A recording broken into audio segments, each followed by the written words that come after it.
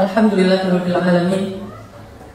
Alhamdulillahilladzi hadana li hada wa ma kunna linahtadiya laula an hadana Allah. Asyhadu an la ilaha illallah wahdahu la syarika lah wa asyhadu anna Muhammadan abduhu wa rasuluhu la nabiyya ba'dah. Allahumma shalli wa sallim wa barik ala sayyidina Muhammadin wa ala alihi wa sahbihi ajma'in, amma ba'd. Jamaah rahimakumullah, kita akan lanjutkan tentang kajian keutamaan rumah Allah, yaitu masjid, dengan judul apa asiknya ke masjid bagian kedua. Kemarin kita sudah membahas sekitar 5 alasan kenapa Nabi mengatakan seandainya kalian tahu apa yang ada di shaf pertama atau takbiratul ihram, maka kalian pasti akan mendatanginya walaupun dalam keadaan merangkak. Atau bahasa lainnya, kebaikan-kebaikan yang di masjid, seandainya kalian tahu, maka kalian pasti akan mendatanginya walaupun dalam keadaan merangkak. Dan memang ada orang yang merangkak ke masjid. Alhamdulillah, kita tidak harus seperti itu. Kita hanya perlu berjalan atau naik kendaraan. Dan kisah orang yang datang ke masjid dalam keadaan merangkak itu bukan hanya kisah dulu. Sampai hari ini pun ada orang yang bahkan dalam keadaan bersusah payah dia datang ke masjid. Dan pertanyaannya, apa asiknya ke masjid itu sehingga membuat orang yang cacat, orang yang lumpuh, orang yang buta, orang yang tinggalnya jauh, dia berusaha habis-habisan untuk datang dan memenuhi panggilan Allah Subhanahu wa Ta'ala. Bahkan ada kisah tentang seorang anak muda, ini terjadi di Saudi, yang dia berazam mau melaksanakan sholat 40 hari tanpa tertinggal takbiratul ihram. Dia azam karena dia tahu hadis Rasulullah SAW, riwayat Tirmidzi. Sebagian ulama mengatakan hadis ini sahih, sebagian mengatakan hasan, tetapi hadis ini bisa dipakai. Nabi mengatakan siapa yang selama 40 hari, arba'ina yawman, 40 hari tidak terlewatkan takbiratul ihram atau shaf pertama dalam sholat, maka Allah menetapkan baginya 2 baro'ah, atau Allah membebaskannya dari 2 hal yang luar biasa. Pertama, dibebaskan dari api neraka. Kedua, dibebaskan dari sifat munafik.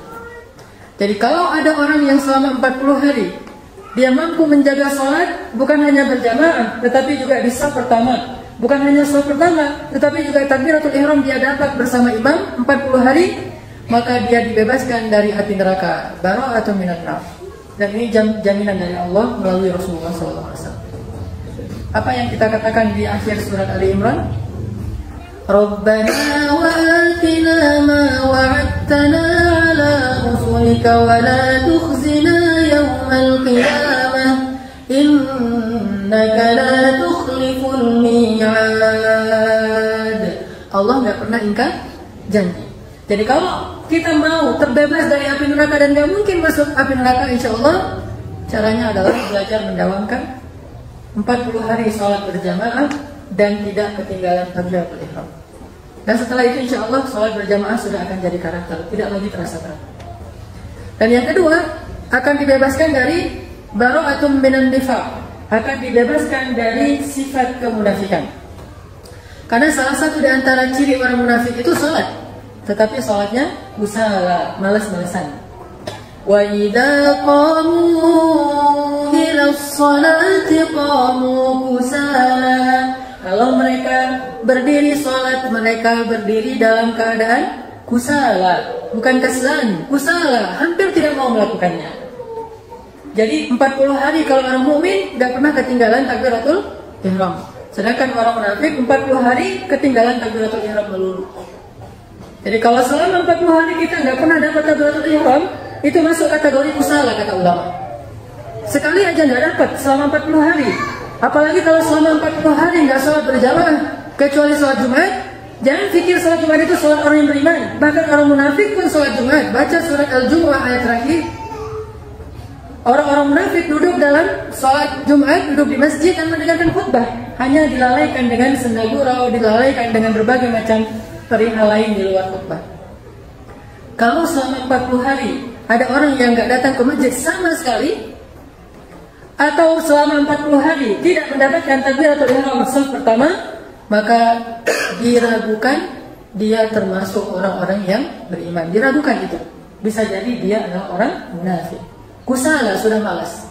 Makanya salah satu untuk membebaskan diri dari sifat nifaq adalah kita belajar untuk sholat 5 waktu, tidak ketinggalan takbiratul ihram selama 40 hari. Kalau belum pernah selama hidup, coba. Mumpung masih jomblo. Lagi-lagi jomblo. Kenapa saya mumpung? Kan dulu pernah pas kita bahas tentang jomblo itu waktu yang paling istimewa ya. Kalau udah nikah, tanya Pak Iman. Udah banyak tanggung jawabnya Pak Iman ya. Udah harus ngurus anak, ngurus istri kan gitu kan? Kenapa ada di mana? Tapi kalau masih sendiri, ngurus diri sendiri, tidak perlu ngurus orang lain, sehingga kita lebih leluasa untuk mendapatkan fadilah, keutamaan sholat berjamaah di awal waktu dengan takbiratul ihram. Ada seorang pemuda di Saudi, dia berazam selama 40 hari saya pengen dapetin takbiratul ihram. Sehingga akhirnya setiap hari dia ke masjid, siang malam, pagi, sore, 5 waktu dalam sehari. Pas sudah sampai 39 hari, hari ke-40, maka waktu itu dia telat bangun sholat subuh. Ini hari ke-40. Telat bangun untuk sholat subuh. Pas dia bangun, di masjid di sebelah rumahnya, orang sudah berdiri sholat. Memang masih rakaat pertama, tapi mereka ketinggalan takbiratul ihram. Dia menangis, dia wudhu sambil menangis, dia lari, dia lihat ternyata orang udah Allahu Akbar lewat. Sehingga dia langsung menangis dan mengatakan, ya Allah, jangan tinggalkan saya, jangan tinggalkan saya. Satu lagi, sehari terakhir ya Allah. Akhirnya dia ambil kendaraannya, dia cari masjid yang belum iqamah. Dia keliling-keliling sampai alhamdulillah akhirnya dia menemukan masjid yang belum iqamah. Ketika dia masuk ke dalam masjid itu, pas sudah masuk, langsung dia sujud syukur. Orang-orang di dalam masjid heran.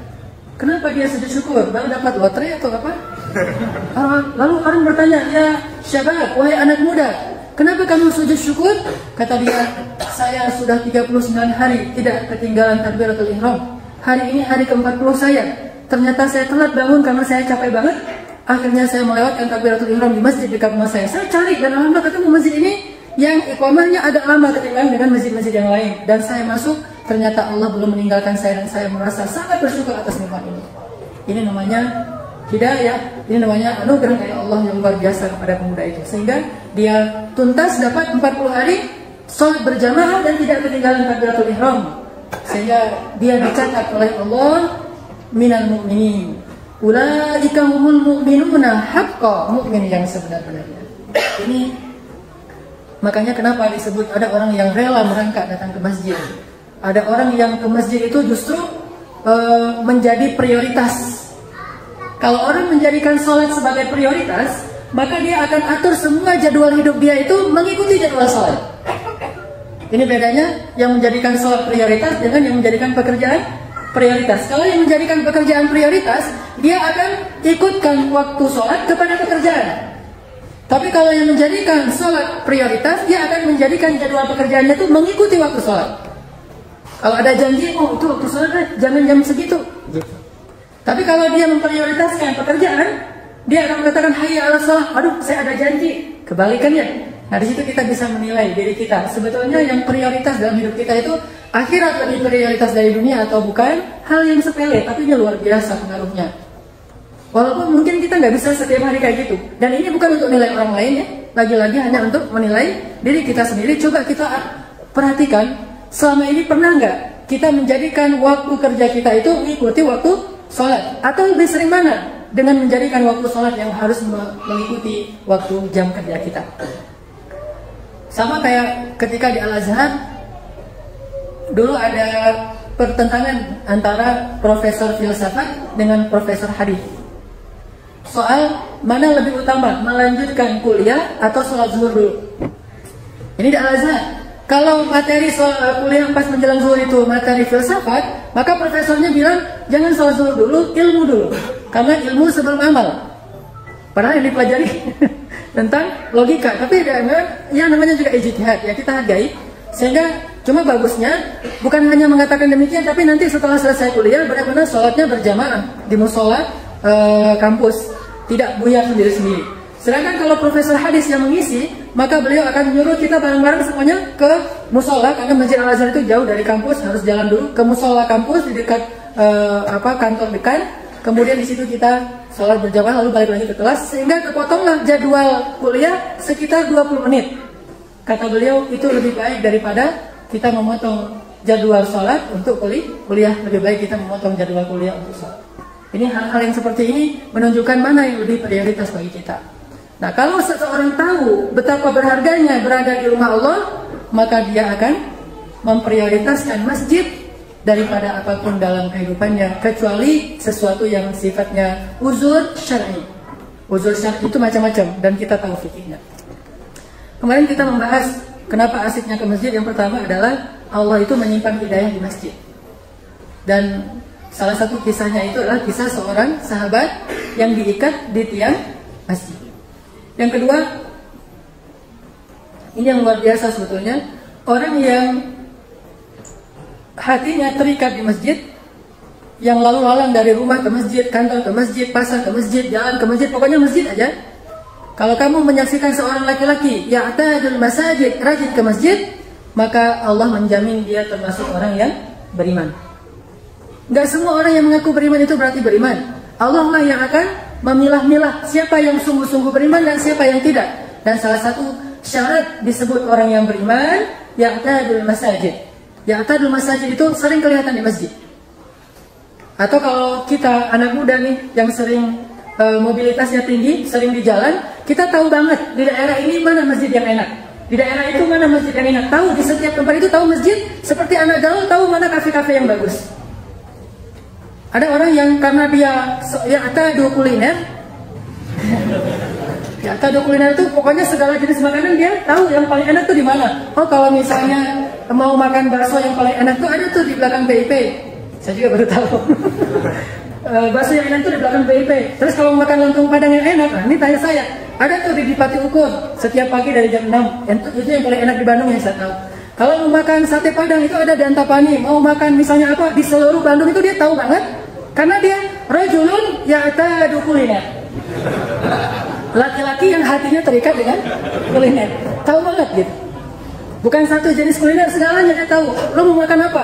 Ah, kopi yang enak di mana ya? Oh, itu ada tuh daerah sini, daerah situ dan seterusnya.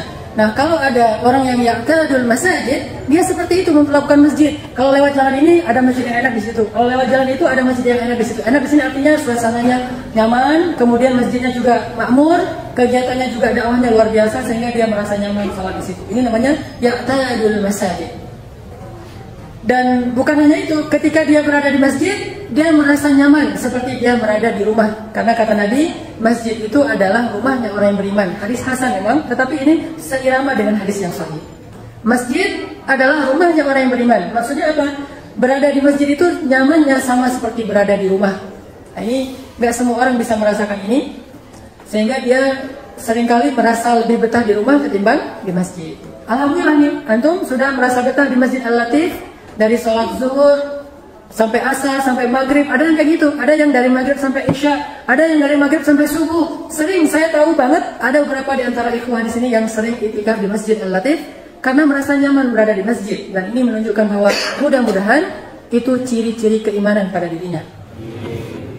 Kemudian yang cukup heboh kemarin, bahwa di masjid itu Allah menyimpan jodoh. Udah dapat? Berarti kurang zikir. Masjidnya ngelamun sih. Kalau di masjid itu zikir, ya Allah, kayak Julaibib gitu. Ya Allah, kalau nggak dapat di dunia, dapat di akhirat juga nggak apa-apa. Dikasih dunia nanti akhirat. Dan saya tahu bahwa ternyata dari minggu kemarin itu nama Julaibib menjadi Man of the Week di grup. Sering pakai diulang-ulang Julaibib, Masya Allah. Berarti memang Julaibib ini adalah uswatun hasanah, terutama bagi yang senasib dengan Julaibib. Terus yang ke berapa?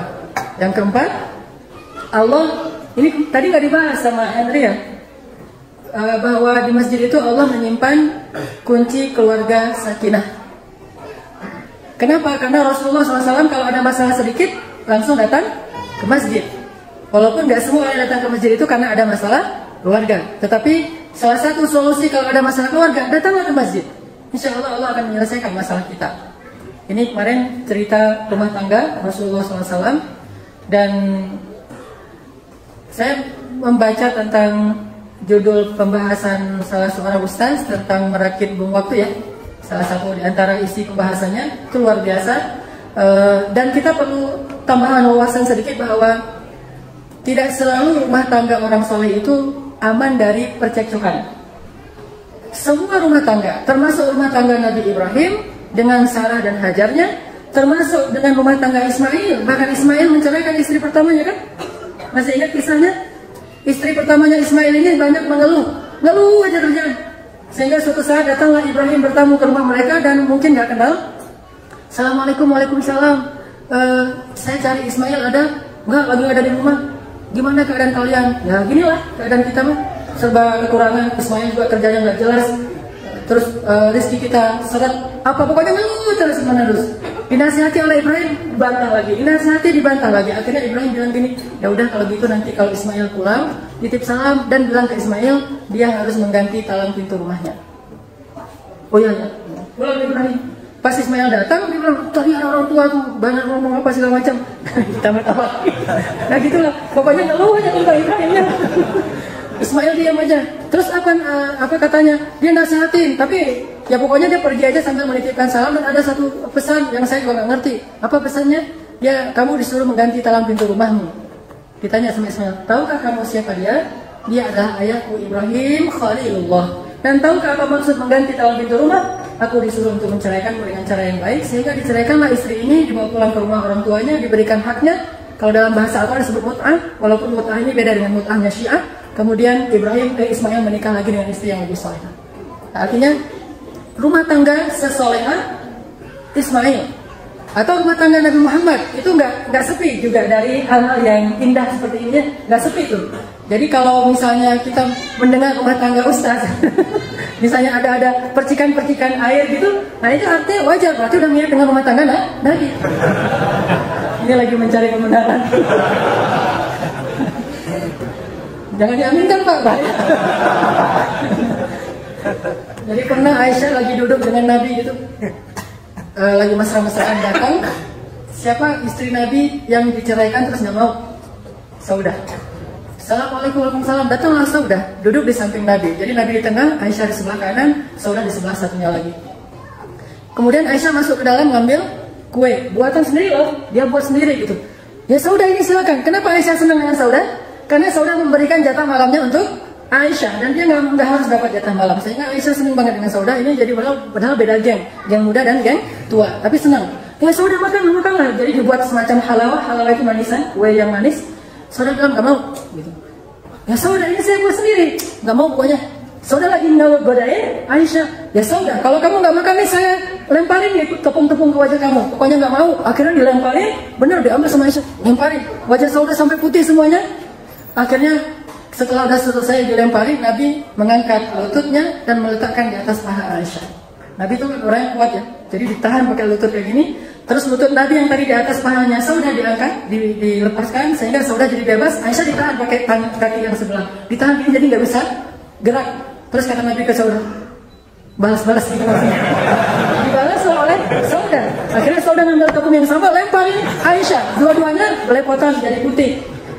Tapi nggak kemerah-merahan, lemparan. Wah, depan Nabi tahan, terus balas lagi. Udah rame, tiba-tiba terdengar suara laki-laki memberi salam. Assalamualaikum, ternyata Umar. Langsung lari ke belakang dua-duanya, takut kepada Umar bin Khattab. Hal-hal yang kayak gini biasa terjadi dalam rumah tangga dan nggak serius-serius amat. Tapi kan kalau kita kan kadang-kadang membaca kisah itu terus pakai kacamata fikih.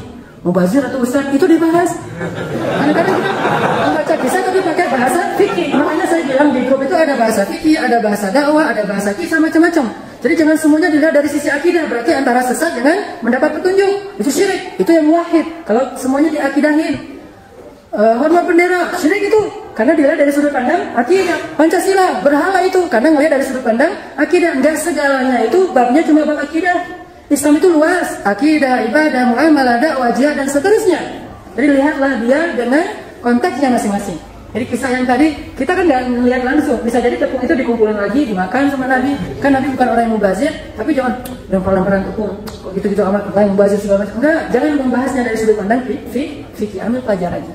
Intinya bahwa rumah tangga Nabi pun sering ada riak-riak yang kayak gini, dan Nabi karena itulah beliau sering ke masjid juga untuk mengadu perihalnya kepada Allah. Sampai turun surat At-Tahrim, surat tentang curhat Nabi kepada Allah Subhanahu wa taala. Terus malam ini kita tambah satu lagi adalah bahwa di masjid itu Allah Subhanahu wa taala memberikan pertolongan kepada hambanya. Jadi siapapun yang butuh pertolongan Allah, maka datanglah ke masjid. Salah satu kisahnya adalah ketika Rasulullah SAW kehilangan Khadijah dan Abu Talib. Ini kan Amul Huzni, tahun duka cita. Ini luar biasa duka citanya Rasulullah SAW. Dan bukan hanya berduka cita karena kehilangan orang yang kekasih, tetapi juga beliau mulai terancam nyawanya, sehingga nggak nyaman lagi beliau tinggal di Mekah. Banyak orang yang mau membunuh Muhammad karena nggak ada yang melindunginya. Sehingga akhirnya Nabi, kita tahu, pergi ke Taif berharap di sana ada keluarga ibunya yang mau menerima beliau. Malah sampai di Taif, bagaimana perlakuan orang Taif? Mereka menyuruh perempuan mereka, budak mereka, anak-anak kecil mereka untuk melempari Rasulullah. Kalau yang melempari itu laki-laki, itu masih izzah. Ini perempuan, anak kecil, budak melemparin Rasul pakai batu, kayak orang lemparin orang gila, lemparin. Sehingga Nabi lari dikejar-kejar rame-rame, terus keluar masuk ladang kurma, dikejar-kejar rame-rame sampai akhirnya Rasulullah selamat dari pengejaran mereka. Tapi di kening beliau kena lemparan batu dan berdarah. Allah kasih hiburan kepada Nabi waktu itu saat berada di ladang kurma. Nabi bertemu dengan seorang budak dari Habasyah seperti Bilal dan meminta air dari dia. Boleh saya minta air, saya haus sekali. Dan budak itu orang yang baik, dia kasih air. Ketika Nabi mau minum, Nabi mengatakan Bismillahirrahmanirrahim. Dia kaget. Itu ucapan dari mana? Kata budak itu, ini ucapan dari dari Allah, ini firman Allah, ini kebaikan. Siapa kamu? Saya Rasulullah. Saya tidak pernah mendengar ucapan itu kecuali daripada orang-orang saleh dari agama Nasrani di Ethiopia, di Habasyah. Apakah kamu Nabi terakhir yang disebutkan di Injil? Kata Rasulullah, benar. Asyhadu an la ilaha illallah wa annaka Rasulullah. Dia beriman. Ini hiburan untuk Rasulullah lewat masuk Islamnya seorang budak. Terus Nabi lari lagi turun dari Taif dan sholat di sebuah tempat namanya Nakhlah. Sholat subuh yang paling mengharu. Saking mengharukan sholat subuhnya Nabi menangis sambil sholat. Itu malaikat gunung itu nggak tahan. Akhirnya malaikat gunung mengatakan, ya Rasulullah, izinkan saya untuk membalikkan gunung ini ke atas penduduk Taif supaya mereka binasa. Ini menunjukkan betapa sedihnya sholat subuhnya Rasulullah SAW di Nakhlah. Kemudian Rasulullah bingung, di Taif ditolak, ke Habasyah jauh, ke Madinah belum kepikiran untuk hijrah, ke Mekah sudah nggak aman lagi. Akhirnya di mana Nabi tinggal? Nabi kembali lagi ke tempat pertama beliau dapat wahyu, yaitu di Gua Hira. Itu untuk kali pertamanya sejak beliau dapat wahyu, beliau datang lagi ke Gua Hira. Selama ini udah nggak pernah datang. Jadi nggak ada cerita bahwa tahanus di Gua Hira itu sunnah Rasul, salah. Sehingga kalau orang pergi haji atau umrah itu memaksakan diri harus naik ke Gua Hira terus berzikir di situ, pengen dapat wahyu gitu. Udah nggak ada wahyu lagi setelah Rasulullah. Kalaupun ke sana hanya napak tilas sejarah, bukan bertahanus. Ada orang yang tahanusnya di gua di daerah di Indonesia. Terus katanya, saya kalau sholat Jumat tuh nggak pernah di Indonesia, sholat Jumatnya di Masjidil Haram. Akhi, Indonesia dengan Masjidil Haram tuh 5 jam bedanya. Kalau di sini azan Jumat, di sana masih duha. Lalu kamu sholat Jumat di mana? Kalau pulang ketika orang udah selesai sholat Jumat, dia datang, saya udah sholat Jumat di Masjidil Haram. Di sana masih duha, belum azan. Bagaimana kamu sholat Jumat? Ini sesuatu yang unik. Nah, ini artinya bahwa Rasulullah pertama kali datang ke Gua Hira sejak beliau mendapatkan wahyu. Di Gua Hira beliau sendiri udah nggak makan 2 hari kecuali minum air aja. Sedih sekali nasib beliau. Datanglah seorang laki-laki dari Makkah yang menggantikan Abu Talib, namanya Mut'im bin Adi. Mut'im bin Adi ini orang kafir juga tapi baik kepada Rasulullah. Dia datang ke Gua Hira, dia tahu Rasulullah ada di Gua Hira, kemudian dia bilang, ya Muhammad, pulanglah ke Makkah, aku yang jamin keselamatanmu. Akhirnya dia pulang ke Makkah, dan malam pertama beliau kembali ke Makkah, apa yang beliau lakukan? Beliau sujud yang lama di Ka'bah, di rumah Allah SWT. Jadi apapun masalah, kembalilah kepada Allah. Kemarin ada poster yang dibuat sama Kang Herin kalau nggak salah ya, kalau tidak ada bahu tempat untuk gimana sih bersandar, kalau saya sih ada, kalau nggak ada bahu tempat bersandar maka masih ada sajadah tempat bersujud. Jadi setuju? Jadi pakai sajadah aja lah ya. Jadi artinya bukan hanya itu sebetulnya, bukan hanya berarti kalau masih ada bahu nggak perlu sujud dong, nggak kesana sih pemahamannya. Intinya bahwa Nabi pernah mengatakan sahabat pernah mengatakan gini, annan nabiyya idza hasibahul amru fazi'a ila shalah. Nabi itu kalau ada masalah sedikit segera datang ke masjid untuk sholat. Ada masalah sedikit, segera sholat. Makanya ada ayat ista'inu bis sabri was shalah. Mintalah pertolongan Allah dengan sholat, salah satunya. Sehingga Nabi sujud panjang sekali di Ka'bah, menangis di hadapan Allah. Ya Allah, aku adukan perihalku. Engkau tahu apa yang terjadi pada diri hambamu. Aku lemah. Ya Allah, terus mengadu kepada Allah. Lalu Nabi tertidur. Datanglah malaikat Jibril dan membawa Nabi jalan-jalan yang dalam peristiwa Isra dan Mi'raj. Ini artinya masjid, di sanalah Allah Subhanahu wa taala akan menolong hamba-hambanya yang taat, insyaallah. Ini yang ke sekian. Keberapa ini? Ke-6. Yang ke-7, apa asiknya ke masjid?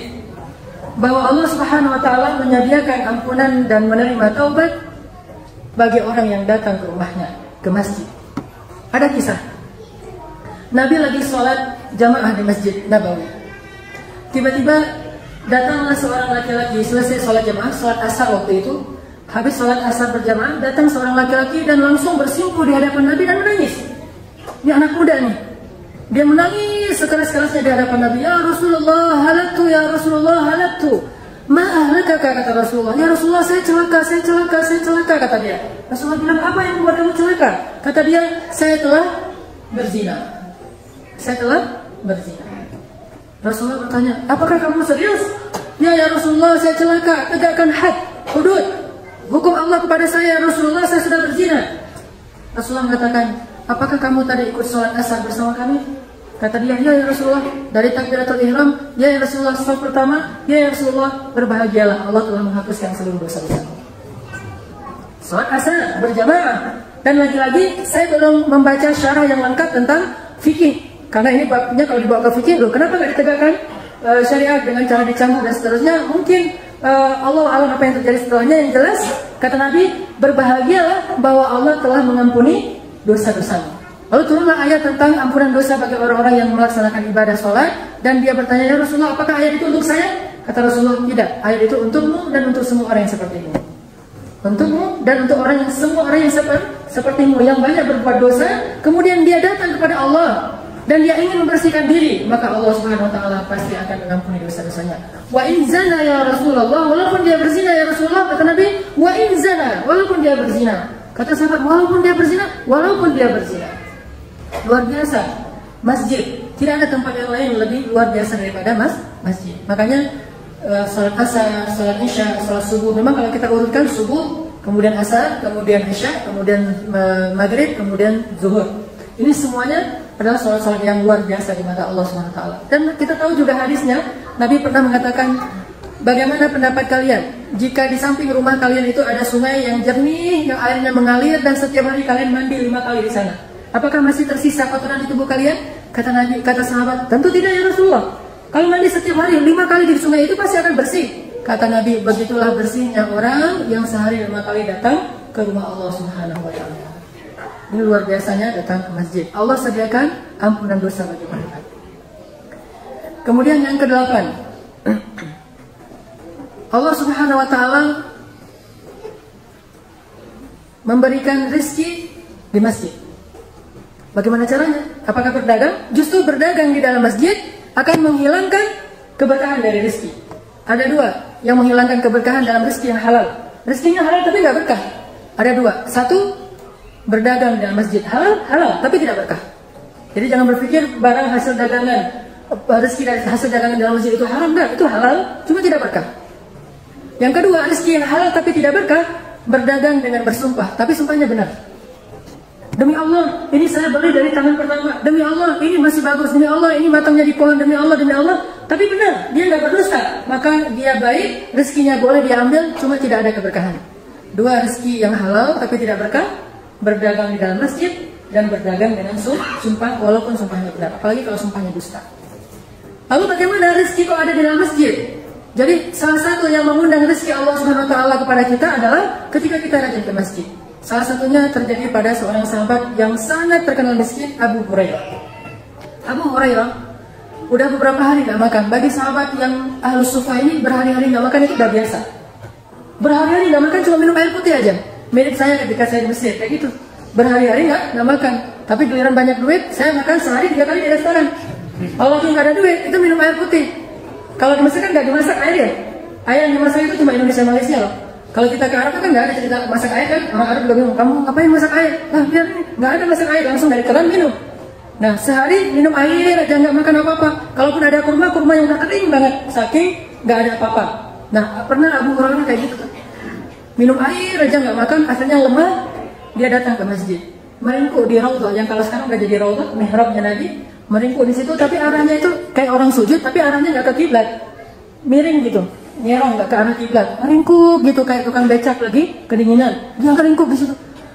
Terus datang sahabat melihat Abu Hurairah kayak gitu, terus dia tendang-tendang sama sahabat. Ini jangan lihat lagi dari akal kita ya, bagi sahabat itu biasa, nendang-nendang teman. Tapi nendangnya itu bukan ditendang serius, jadi digini-gini diusir pakai kaki. Hei, ya abahir gitu-gituin. Nggak bangun, dikirain tidur gitu, ya udah tinggalin sahabat sholat. Maksudnya diusir jangan tidur di mihrab gitu, tapi udah mungkin kalau ya abahnya pakai kaki kayak gitu. Lewat lagi datang lagi, ya abahnya, nggak ada yang bisa membangunkan Abu Hurairah, dia meringkuk aja. Sampai akhirnya datang Rasulullah SAW, melihat Abu Hurairah meringkuk di situ, terus Rasulullah datang membelai-belai punggungnya, ya abahir, kamu lapar, kata Rasulullah. Rasulullah yang paling paham, yang lain nggak paham. Ya abahir, kamu lapar? Ya Rasulullah, nggak bisa bangun, saking laparnya nggak bisa bangun. Padahal di perutnya itu udah ada ikat batu loh, tapi nggak bisa dengan batu, harus juga ditekuk dengan cara bersujud saking laparnya. Nabi datang dia nggak sanggup bangun. Ya abahir, kamu lapar? Ya Rasulullah, kata Rasulullah, ya sudah, ayo kita ke rumah saya, ada susu. Bagi mereka susu itu kan luar biasa ya, susu murni gitu, susu masih fresh. Akhirnya Abu Hurairah semangat bangun, walaupun tadi lapar semangat bangun. Ikut Rasulullah masuk ke rumah Aisyah. Di sana ada satu teko kecil ya, yang biasa dipakai di haji itu yang kecil tuh, yang kalau minum tuh cuma untuk gelas-gelas kecil, dan kayaknya kalau minum berdua nggak akan kenyang, sendiri juga belum tentu kenyang, apalagi berdua. Ini ada susu segini ya abahir, gelasnya satu. Kata Rasulullah, panggillah ahli sufah. Apa itu ahli sufah? Orang miskin yang tinggal di samping Masjid Nabawi, mereka punya asrama khusus. Jadi Masjid Nabawi itu kayak lembaga, kayak alatif gitu ya. Di sampingnya itu ada rumah khusus untuk menampung orang-orang miskin. Dan yang ngasih makan kaum muslimin. Nah panggillah ahli sufah. Berapa jumlah mereka? Puluhan. Bahkan ratusan jumlah mereka. Panggil ahli sufah ya Abu Hurairah. Ah, ya Rasul, ahli sufah. Iya. Cari ahli sufah. Dia panggil semuanya masuk ke rumah Rasulullah. Ya abahir, tuangkan susu ini kepada mereka. Luar biasa ujiannya kepada Abu Hurairah. Bukan dia duluan yang minum, tuangkan untuk mereka. Apakah Nabi lagi ngerjain Abu Hurairah? Tidak. Justru Nabi ingin memberikan keberkahan untuk Abu Hurairah dengan cara seperti ini. Kita mendahulukan orang lain. Akhirnya Abu Hurairah tuangin satu-satu. Dia khawatir nih jangan-jangan nggak ada sisa terus. Tapi kok masih berat gitu. Setelah semuanya selesai pada udah kenyang, semuanya udah pada pulang. Akhirnya duduklah Abu Hurairah depan Rasulullah, ya abahir. Sekarang tinggal kita berdua. Tuangkan, dituangin, minumlah abahir. Rasulullah yang nuangin, minum ya abahir. Sampai udah terak. Ya, kelegaan. Udah sendawa, udah berkali-kali, ya Rasulullah udah gak kuat lagi ya Rasulullah. Ya abahir, minum lagi. Ya Rasulullah, ampun ya Rasulullah. Udah kayak gitu. Nih, rezeki yang luar biasa yang Allah berikan kepada orang yang kalau ada masalah datang ke masjid. Jadi masjid itu tempat menampung masalah. Tidak masalah karena Allah maha luas rahmatnya. Jangan berpikir Allah itu kayak manusia. Jangan ada masalah aja datang ke masjid, enak aja. Jangan itu mah pola pikir manusia. Allah mah nggak kayak gitu. Kita aja yang kita mah gitu orangnya kan ya. Kayak gitu. Insyaallah nanti kita lanjutkan setelah salat Isya. Siapa yang mau azan? Ya, kita akan mulai. Kalau yang mau sekarang aja sebelum Bismillahirrahmanirrahim. Ada pengumuman untuk lagi. Assalamualaikum warahmatullahi wabarakatuh. Bismillahirrahmanirrahim. Tadi kita sampai di poin salah satu di antara keutamaan datang ke masjid, atau salah satu alasan apa asiknya ke masjid itu adalah Allah Subhanahu wa taala menjamin rezeki orang yang datang ke masjid. Allah jamin rezekinya. Jadi keliru sekali jika ada orang yang bilang pas diajak ke masjid, ayo kita ke masjid. Saya mah yang penting bisa hidup aja dulu. Orang ini saya juga makan belum jelas dari mana. Justru kalau dia mau jelas makannya, datanglah ke masjid. Terus gimana caranya? Datang ke masjid, Allah akan tunjukkan caranya. Allah tidak mungkin, bukan tingkat keimanan kita ya, yang makanan itu datang sendirinya kepada kita, seperti Allah berikan kepada Bani Israel dan kepada Maryam. Dan itu juga di masjid kan ya, di mihrab, salah satu mihrab Masjidil Aqsa, ketika Maryam beribadah luar biasa di mihrab itu, tidak kenal laki-laki seorang pun kecuali Imran ayahnya, kemudian Zakaria pamannya, kemudian Isa anaknya. Jadi dia tidak kenal laki-laki kecuali sedikit sekali, saking terjaganya Maryam. Sehingga ketika Zakaria datang, dan Zakaria ini kafil itu yang menafkahi Maryam setiap hari, dia datang membawa makanan kepada Maryam, buah-buahan, roti dan seterusnya. Ketuk pintu, pas Zakaria masuk, Maryam sedang berzikir. Zakaria melihat di sebelah Maryam itu ada makanan yang masih segar sekali dan sangat luar biasa berkualitas. Buahnya buah yang paling bagus, rotinya roti yang paling lembut. Ditanya oleh Zakaria, "Ya Maryam, anna laki hadza?" Dari mana kamu dapat makanan ini?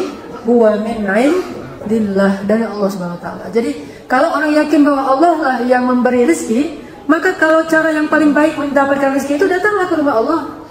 Sebagaimana orang ngantri ke rumah orang kaya, karena dia yakin bahwa orang kaya itu lagi bagi-bagi uang 50.000, 100.000, itu orang ngantri. Karena dia yakin sekali dan terlihat. Kenapa kita tidak yakin kepada Allah Ar-Razzaq? Dan Allah menjaminkan rezeki kepada orang yang datang ke rumahnya. Seperti cerita Abu Hurairah, dan ada hadisnya bahkan Nabi SAW bersabda, "Salasatun kulluhum dhaminun 'ala Allah in 'asha ruziqa wa kufiya wa in mata adkhalahu Allahul jannata." Ada 3 orang yang semua mereka ini dapat jaminan dari Allah. 3 orang yang dijamin oleh Allah Subhanahu wa taala kalau mereka hidup ruziqa wa kufiya. Kalau mereka masih hidup, mereka akan diberikan rezeki yang cukup, dijamin. Kalau mereka hidup, dikasih rezeki wa kufiya, dan dicukupkan. Wa immata, kalau dia mati, adkhalahu Allahul jannah. Allah jamin dia akan masuk surga. Ini jaminan. Di dunia dijamin dapat rezeki yang cukup, di akhirat dijamin masuk surga. Terus apa lagi yang dicarikan gitu ya? Muda foya-foya, tua kaya raya, mati masuk surga. Maksudnya kalau dibahasakan dengan bahasa hadis ini, hidup di dunia dia dapat segala yang dia butuhkan, tercukupi. Di akhirat mati masuk surga. Ini jaminan dari Allah. Gimana caranya? Ada 3 golongannya. Yang pertama adalah man dakhala baitahu fasalima. Orang yang masuk rumah dengan memberi salam. Ini dijamin oleh Allah. Makanya bukan hal sepele memberi salam ketika masuk rumah. Makanya Rasulullah mengatakan semua yang ada di bumi itu mal'un, terlaknat kecuali dengan nama Allah. Jadi segala sesuatu itu terkutuk kecuali dengan nama Allah. Allah telah mengutuk dunia ini dengan menamakannya ad-dunya, rendahan. Tetapi dengan nama Allah dia menjadi mulia. Makanya masuk ke dalam rumah harusnya adalah sesuatu yang tidak ada berkahnya, tidak ada kebaikannya. Tetapi karena dengan nama Allah, Assalamualaikum warahmatullahi, maka Allah berikan dia jaminan, dicukupkan rezekinya dan dijaminkan surga baginya. Jadi siapa yang ingin rezekinya cukup, amalan yang paling sederhana, kalau masuk rumah beri salam, Allah akan cukupkan rezekinya. Kemudian yang kedua siapa? Wa man kharaja ilal masjid fahuwa dhaminun Allah. Siapa yang keluar ke masjid, artinya dia datang ke masjid, dia juga dapat jaminan rezeki di dunia atau surga di akhirat. Dan yang ketiga, wa man kharaja fi sabilillah fahuwa dhaminun Allah. Yang keluar di jalan Allah. Kalau orang tabligh menyebutnya khuruj di jalan Allah. Dalam bahasa hadis ini adalah berdakwah ataupun berjihad. Siapa yang keluar berdakwah ataupun berjihad, fahuwa fi sabilillah, dia di jalan Allah, maka dia dhaminun 'ala Allah. Allah menjamin dia untuk dapat rezeki dan diberikan surga. Makanya kenapa teman-teman di tabligh itu nggak khawatir untuk keluar? Ada Allah yang memberikan rezeki. Hanya 1-2 kasus yang memang Allah uji. Mudah-mudahan ini tidak akan membuat kita salah paham terhadap gerakan jamaah tabligh. Ini diantara keutamaan ataupun istimewanya datang ke masjid, Allah menjamin rezeki. Hadis yang tadi ada dalam Sahih At-Targhib wa Tarhib. Apalagi alasan asiknya ke masjid, ini yang luar biasa menurut saya. Allah Subhanahu wa taala menyambut hambanya yang datang ke masjid dengan yatabashbash. Apa itu yatabashbash? Kayak gini hadisnya. An Abi Hurairah radhiyallahu anhu qala, dari Abu Hurairah dia berkata, qala Rasulullah sallallahu alaihi wasallam, Rasulullah bersabda. Bedakan ya, kalau Abu Hurairah mengatakan saya mendengar Rasulullah berarti dengan langsung.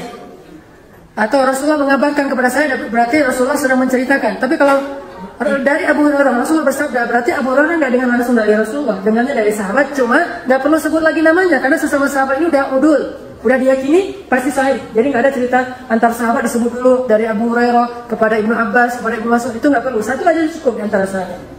Jadi kalau bahasa hadisnya dari Abu Hurairah Rasulullah bersabda, berarti Abu Hurairah dengarnya dari orang lain. Biar orang Syiah tidak salah paham. Orang Syiah nggak paham kaidah hadis, sehingga mereka bilang, gimana ceritanya Abu Hurairah mendengar hadis ini sementara hadis ini munculnya sebelum Abu Hurairah masuk Islam? Karena dia nggak belajar ilmu hadis. Kalau dia belajar ilmu hadis beda, kalimat hadatsani, qala Rasulullah, sami'tu Rasulullah, akhbarani Rasulullah, itu beda-beda tuh. Kalau Rasulullah berbicara, Rasulullah mengabarkan, aku mendengar Rasulullah berkata, itu beda-beda. Nah, salah satunya kalau Rasulullah berkata, berarti Abu Hurairah nggak dengar langsung dari Rasulullah, tapi dengarnya dari sahabat. Dan hadis ini termasuk tipe hadis yang Abu Hurairah dengarnya dari sahabat, bukan dari Rasul. Rasulullah bersabda, ma tawtana rajulul masjida illa tabashbashallahu ilaih kama yatabashbashu ahlul ghaib bi ghaibihim idza qadima alaihim. Sahih at-Targhib at-Tarhib. Tidaklah seorang laki-laki datang ke masjid dan merasa nyaman di dalamnya kecuali Allah akan tabashbash kepada dia. Apa itu tabashbash? Akan berseri-seri menyambutnya. Senang banget gitu. Itu tabashbash, bukan tabassam. Tabassam itu senyum, ini lebih dari senyum. Seperti apa? Seperti keluarga yang menyambut kedatangan anggota keluarganya yang lama tidak pulang. Pernah disambut ketika pulang jauh? Atau orang yang pulang haji, coba gimana disambutnya ya? Kan haji 25 hari atau 30 hari ini, 30 hari aja nggak ketemu, gimana disambut? Atau kalau misalnya kita pergi merantau yang bukan dari Bandung, setahun sekali pulang, itu gimana penyambutannya? Saya pernah ngerasain, karena saya di pesantren, pulangnya itu beberapa bulan sekali. Itu biasanya langsung ibu saya ngambil bebek di belakang, karena punya kandang bebek, langsung nyembelih sendiri, ibu saya nyembelih bebek, nyembelih sendiri, terus bebek itu direbus, terus dicabutin bulu-bulunya, lalu dibakar, lalu dipotong-potong, lalu dimasak dengan kuah khusus, kuah Aceh. Itu luar biasa tuh penyambutannya. Kan yang paling saya suka dimasaknya itu habis maghrib. Kenapa? Itu suasana bagi saya itu suasana yang paling momen yang paling berharga. Habis maghrib kita ngumpul habis sholat. Kalau dulu sih nggak ngomong masalah jamaah ya, jadi sholat di rumah gitu ya bareng-bareng. Udah gitu masak sampai isya kita makan-makan. Itu penyambutan karena pulang dari pesantren. Begitu bahagianya keluarga ketika kita datang. Begitulah bahagianya Allah kepada hambanya yang datang ke masjid. Bahagia sekali. Hanya kita nggak ngelihat aja, tapi yakinlah. Sekarang kita datang nih, antum datang dari jauh-jauh datang ke sini, kemudian Allah Subhanahu Wa Taala melihat hambaku yang ini, hambaku sini. Seandainya kita tahu Allah itu ya tabashbash. Kalau seandainya bisa memeluk dalam makna kita kuat dengan pelukan Allah, Allah akan memeluk kita. Tapi kan kita nggak bisa. Bukan Allahnya nggak bisa, kitanya nggak mampu. Jangankan dipeluk Allah, melihat Allah aja kita nggak mampu kan? Siapa yang pernah nantang mau melihat Allah? Musa, lalu pingsan karena nggak kuat melihat Allah. Hanya Rasulullah yang bisa melihat Allah dengan dimensi yang berbeda. Tetapi yang lain nggak bisa. Itu pun ikhtilaf di antara ulama. Ada yang mengatakan wara' hijab, ada yang mengatakan langsung Allah a'lam. Yang jelas, kalau seandainya kita mampu, Allah akan memeluk kita. Seperti seorang ibu memeluk anaknya yang datang dari jauh, seperti seorang istri memeluk suaminya yang datang dari jauh. Dan itu luar biasa. Ya tabashbash namanya. Dan kita coba setiap kali datang ke masjid belajar melihat ini, Allah ya tabashbash. Allah itu nyambut kita dengan penyambutan yang istimewa karena seperti orang yang kangen banget. Itu hadis tentang keistimewaan ke masjid. Ada hadis yang lain juga sangat luar biasa, khususnya sholat di masjid di waktu isya dan di waktu subuh, yaitu sholat yang ada gelapnya. Apa kata Nabi? Dari Buraidah radhiyallahu anhu qala Rasulullah SAW,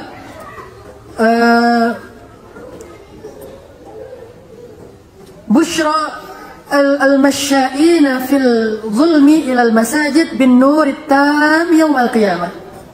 Atau busyra, ada busyra, ada busyra. Berita gembira bagi orang yang masyain, orang yang berjalan. Masyi itu jalan kaki. Lebih utama berjalan kaki daripada naik onta. Jadi tadi yang pakai Lego naik kuda, mending jalan kaki. Nggak ada buka grup ya, belum. Jadi ada ilustrasi Arif buat Lego naik kuda, jalan kaki ya. Jadi yang paling utama itu jalan kaki. Saya juga kalau misalnya nggak benar-benar capek ke masjid itu jalan kaki aja, nggak usah naik kuda. Artinya kuda apa bahasa tablik?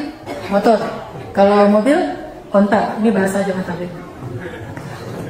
Siapa yang berjalan fil zulmi ilal masajid, dalam kegelapan. Kegelapan itu artinya salat isya dan salat subuh. Terutama salat subuh ke masjid-masjid, Allah akan berikan dia an-nur at-tam, cahaya yang sempurna. Apa itu cahaya yang sempurna? Dari ujung rambutnya sampai ujung kakinya bercahaya. Ngapain? Nah, ada satu adegan di akhirat. Kalau di padang mahsyar itu kan matahari terang benderang ya, jadi nggak butuh cahaya di situ. Di situ butuhnya justru naungan. Dapat juga kan? Orang yang hatinya terikat dengan masjid dapat naungan Allah. Di padang mahsyar dia dapat naungan. Terus kapan butuh cahaya? Ketika dia melintasi antara padang mahsyar ke surga. Di tengah-tengahnya ada apa? Jahannam. Dan di atas Jahannam itu terbentang sirat. Dan tahukah Jahannam tempat yang paling gelap? Kata Nabi, Jahannam itu awalnya warnanya putih. Warnanya merah pertama. Kemudian warnanya menjadi putih. Kemudian yang terakhir saya lupa nih hadisnya, tapi kurang lebih seperti itu. Pertama merah, kemudian menjadi putih, kemudian menjadi hitam, gelap sekali. Jadi puncak panasnya itu gelap. Jahannam itu gelap sekali. Tidak ada cahaya. Berapa panjangnya? Panjangnya sirat dari bumi ke surga. Sepanjang itu, jauh sekali. Jadi kalau bukan karena rahmat Allah, nggak akan sampai itu. Itu perjalanan yang sangat panjang, yang sangat mendebarkan, karena emang di bawah sirat itu Jahannam langsung ada lubang-lubang neraka Jahannam dan ada kail-kail yang selalu siap untuk menarik kaki orang yang berjalan lambat di atas sirat. Dan itu gelap sekali.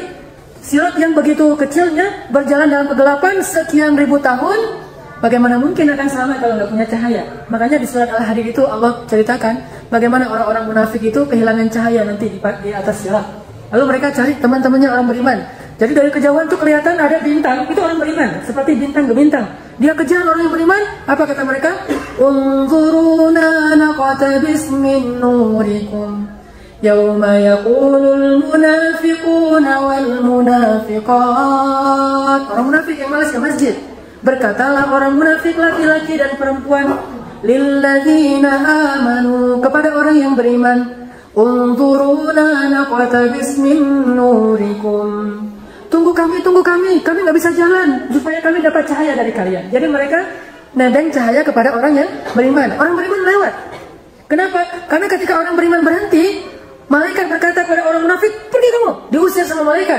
Qila di situ dikatakan kepada mereka. Siapa yang mengatakan? Kepada orang yang beriman. Yang mengatakan itu malaikat yang kasar lagi, bengis. Qila rji'u wara'akum faltamisu nura. Dikatakan, pergi kalian, cari cahaya di tempat yang lain. Diusir sama malaikat, sehingga dia lari, ketakutan. Orang yang beriman melanjutkan perjalanannya di atas sirat. Lalu orang munafik berhenti aja, nggak berani jalan. Sekali dia jalan dengan kegelapan yang luar biasa, bahkan jarinya aja nggak kelihatan. Saking gelapnya, dia akan jatuh ke neraka Jahannam daripada dia spekulasi. Mending dia nunggu aja. Datang lagi bintang dari kejauhan, orang yang beriman. Di stop lagi sama dia, kayak kita di tengah padang pasir, ketinggalan sendiri, nggak ada cahaya, terus lewat mobil, di stopin sama dia. Unzuruna, tunggu kami, biar kami dapat cahaya jalan bareng-bareng kalian. Dimarahin lagi sama malaikat, terus sampai akhirnya mereka masuk neraka. Makanya butuh cahaya itu nanti di adegan padang mahsyar, sehingga orang yang beriman berjalan di depannya itu kelihatan sirat dengan jelas. Hanya cepat dan lambatnya langkah mereka tergantung amal mereka yang lain. Ada yang cepatnya seperti kilat, ada yang seperti angin yang kencang, ada yang seperti orang yang naik kuda, ada yang seperti orang yang berlari, ada yang seperti orang yang berjalan, ada yang seperti yang merangkak, tergantung tingkat amal. Lahum darajatun 'inda rabbihim. Mereka itu bertingkat-tingkat, kaum mukminin itu.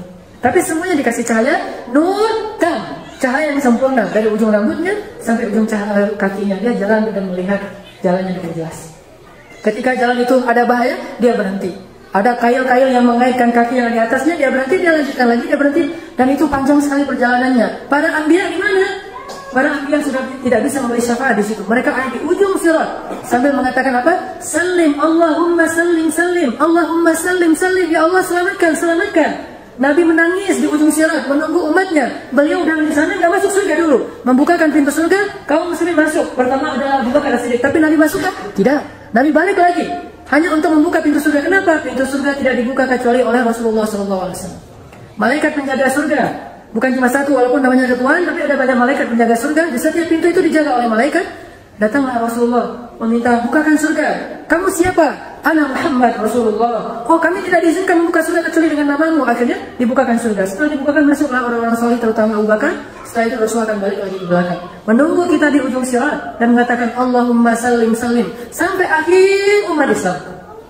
Kalau masih ada satu yang belum lewat sirat, Nabi tidak akan masuk. Nabi akan menunggu kita, walaupun Nabi itu dijamin surga dan berhak paling awal masuk surga, tapi itulah Rasulullah SAW. Makanya Fatimah pernah nanya, ya Rasulullah, nanti kalau saya di akhirat pengen bertemu dengan engkau ya Rasulullah. Kata Fatimah, anaknya beliau sendiri, di mana saya mencarimu? Kata Nabi, tunggu saya di sebuah haud. Haud itu ada di depan halaman surga. di depan pintu surga, sebuah telaga. Tunggu saya di situ wahai Fatimah. Nabi juga sibuk dengan umatnya, sibuk meminta ini diberikan syafaat oleh Allah, yang ini ditolong dan seterusnya. Artinya sholat subuh berjamaah adalah cahaya yang sempurna untuk kita nanti melewati siang.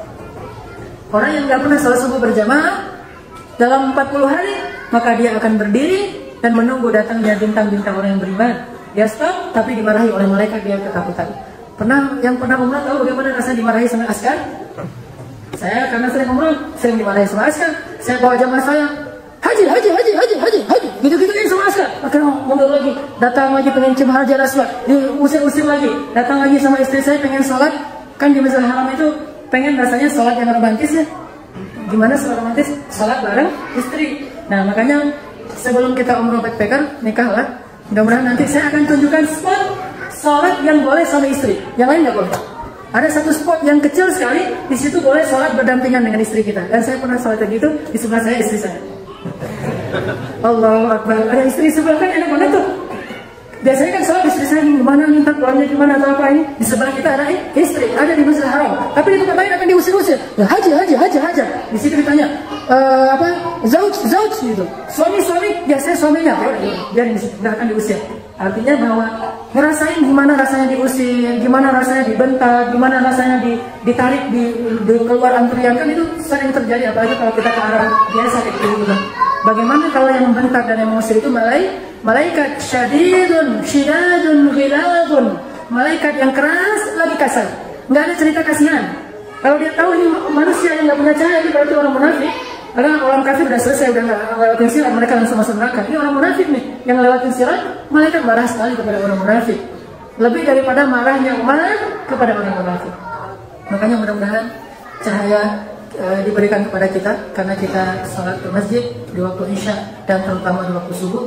Itulah ikhwas sekalian, keutamaan datang ke masjid. Ini bukan hal yang sepele. Tidak ada tempat yang lebih berkah dan lebih istimewa daripada masjid di muka bumi. Jadi wajar lagi, sebaik-baik tempat di muka bumi adalah masjid. Sekarang kita tahu, dan itu bukan semuanya yang kita bahas, baru sebagian kecil. Masih banyak sekali hadis-hadis tentang keutamaan datang ke masjid, yang mudah-mudahan suatu saat nanti kita akan membahasnya lagi, insya Allah, sehingga kita terus semangat. Nanti iman kita yang kurang sedikit kita bahas lagi, mudah-mudahan naik lagi iman kita. Jadi teruslah kita bergabung bareng-bareng di Masjid Al-Latif dan masjid-masjid yang lain. Hadirlah dalam majelis-majelis taklim. Tidak ada perbuatan yang nggak ada jeleknya kecuali duduk dalam majelis ilmu. Itu nggak ada jeleknya sama sekali, tidak ada ruginya sama sekali. Mudah-mudahan ini bermanfaat. Mari kita tutup dengan berdoa.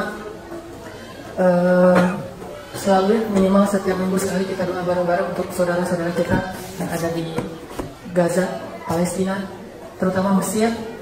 Mudah-mudahan Allah Subhanahu Wa Taala memberikan jalan keluar ataupun solusi kepada rakyat Mesir dan kepada para ulama-ulama yang dipenjara dan divonis mati oleh pemerintah Mesir yang zalim. Semoga Allah menguatkan kesabaran mereka dan memberikan mereka husnul khatimah dan memberikan mereka kemenangan atas musuh-musuh mereka. Dan mudah-mudahan Indonesia tidak seperti Mesir. Dan kepada saudara kita di Yaman, mudah-mudahan Allah Subhanahu Wa Taala memberikan mereka kekuatan untuk menghadapi orang-orang yang zalim dari kelompok Husi atau Syiah Rafidah. Begitu juga di Irak terhadap Syiah Rafidah dan juga ISIS. Semoga Allah Subhanahu Wa Taala menghancurkan orang-orang yang zalim atau memberi mereka hidayah dan memberikan kemenangan ataupun syahadat kepada orang-orang yang beriman. A'udzu billahi minasy syaithanir rajim. Bismillahirrahmanirrahim. Allahumma ighfir lana dhunubana, Allahumma ighfir lana dhunubana, Allahumma ighfir lana dhunubana wa qina adzaban nar. Rabbana zalamna anfusana, Rabbana zalamna anfusana, Rabbana zalamna anfusana wa in lam taghfir lana wa tarhamna lanakunanna minal khasirin. Rabbana zalamna anfusana zulman katsira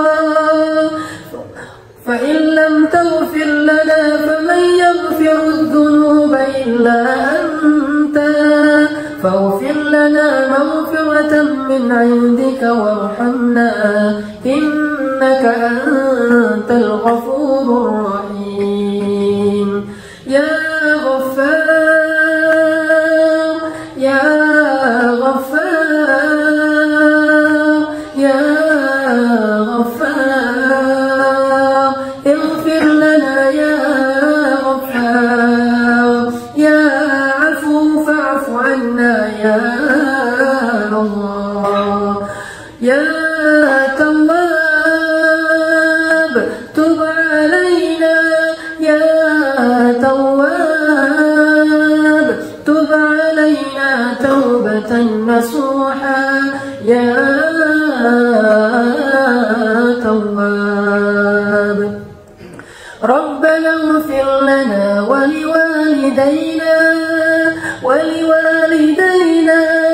ولأمنا ولأبينا ولوالدينا ولإخواننا ولأخواتنا اللهم اغفر لنا ولوالدينا وارحمهما كما ربيانا صغارا يا الله اغفر لهما وارحمهما وعافهما واعف عنهما يا الله اغفر لأمهاتنا يا الله فإن كانت مسيئة فطهرها وإن كانت مصلحة فتقبل منها يا الله ارحمها ارحم أمهاتنا ارحم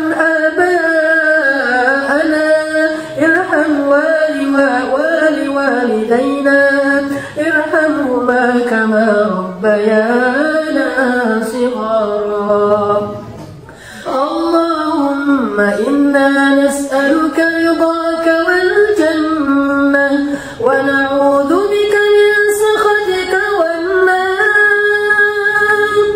ونعوذ بك من غضبك يا الله ونعوذ بك من غضبك يا عزيز يا جبار يا الله لا تدعنا واحدا في هذه الحياة الدنيا يا الله يا الله إنا نسألك رضاك والجنة ونعوذ بك من سخطك والنار اللهم إنا نعوذ بك من عذاب جهنم اللهم إنا نعوذ بك من عذاب جهنم ومن عذاب القبر يا الله إن عذابك لشديد إن عذابك لشديد اللهم قنا من عذابك يا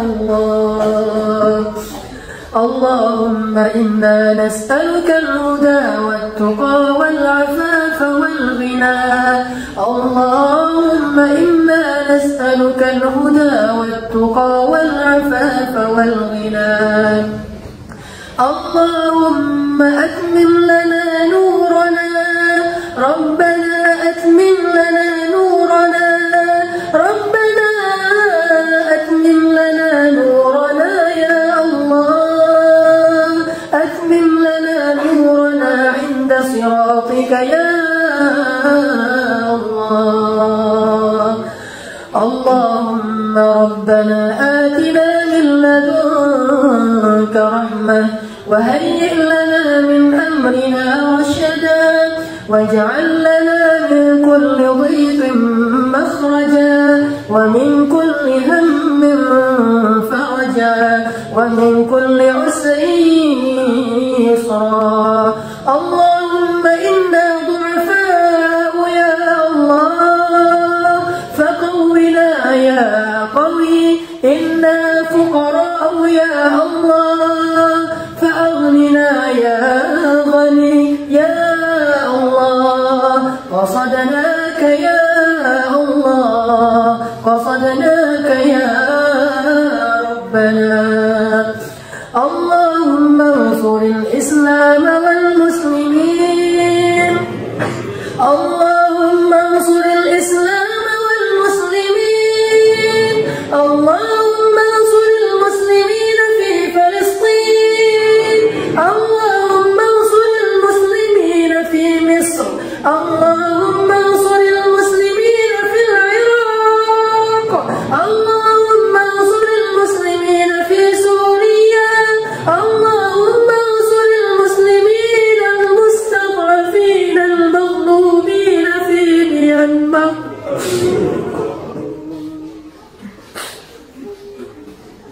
اللهم انصر إخواننا المسلمين المستضعفين المظلومين في ميانمار. اللهم انصرهم على أعدائهم. اللهم انصر إخواننا المسلمين في اليمن. اللهم انصر إخواننا المسلمين في كل بلد المسلمين.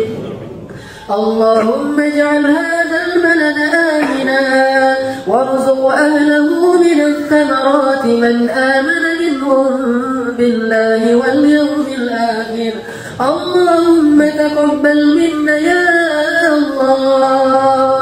اللهم تقبل منا أعمالنا يا الله، وتقبل منا صلواتنا يا الله، وتقبل منا ركوعنا يا الله، وتقبل منا سجودنا يا الله، وتقبل منا أعمالنا يا الله، وتقبل منا صدقاتنا يا الله، وتقبل منا صيامنا يا الله، وتقبل منا قيامنا يا الله، وتقبل منا تلاواتنا يا الله، حرفا حرفا يا الله يا كريم. تقبل منا يا مجيب السائلين. ربنا هب لنا من الصالحين. ربنا هب لنا من أزواجنا وذرياتنا قرة أعين واجعلنا للمتقين إماما. واجعلنا للمتقين إماما. Ya Allah, jadikanlah kami suami-suami yang imam yang baik bagi istri dan anak-anak kami. Ampunkanlah kami belum menjadi imam yang baik untuk mereka ya Allah. واجعلنا للمتقين إماما ولا تجعلنا فتنة للذين آمنوا ولا تجعلنا فتنة للذين آمنوا. ربنا اجعلنا مقيم الصلاة ومن ذرياتنا ربنا وتقبل دعاء. ربنا وتقبل دعاء. ربنا آتنا في الدنيا حسنة وفي الآخرة حسنة وقنا عذاب النار.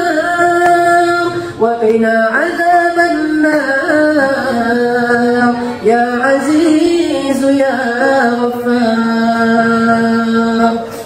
سبحانك اللهم وبحمدك أشهد أن لا إله إلا أنت أستغفرك وأتوب إليك.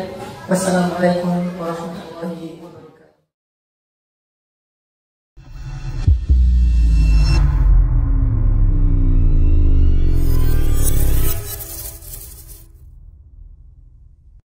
Pada ceramah kali ini, Ustadz Hanan Attaqi melanjutkan pembahasan tentang keutamaan rumah Allah, yaitu masjid, dalam kajian bertajuk Apa Asiknya ke Masjid?